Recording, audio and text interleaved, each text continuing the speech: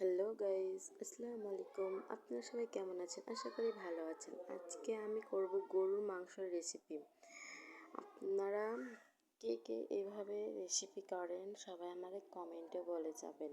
প্রথমে মাংসগুলো আমি ভালো মতো ধুয়ে একটা প্যানে বসিয়ে মাংসগুলো ধুয়ে তুলে নিয়ে তারপর দিলাম পরিমাণ মতো পেঁয়াজ কুচি, তারপর দিলাম মরিচ কুচি, তারপর তেজপাতা, দারচিনি, কাঠ মশলা এবং পরিমাণ মতো এলাচ দিয়ে দিলাম মরিচের গুঁড়ো, হলুদের গুঁড়ো, লবণ, সব কিছু এক এক করে দিয়ে এবং দেবো পরিমাণ মতো তেল।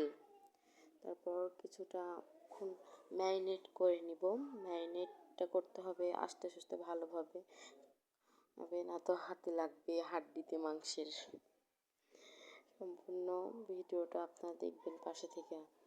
এবার সুন্দর মতো মেখে নিলাম।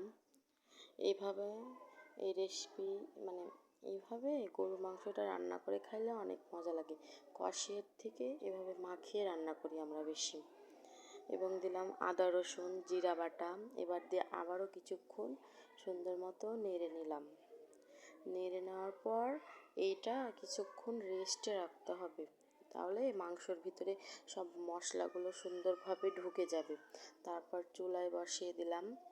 এবার সুন্দর মতো করে কষিয়ে নিলাম, লাল লাল করে ভাজা হয়ে যাবে।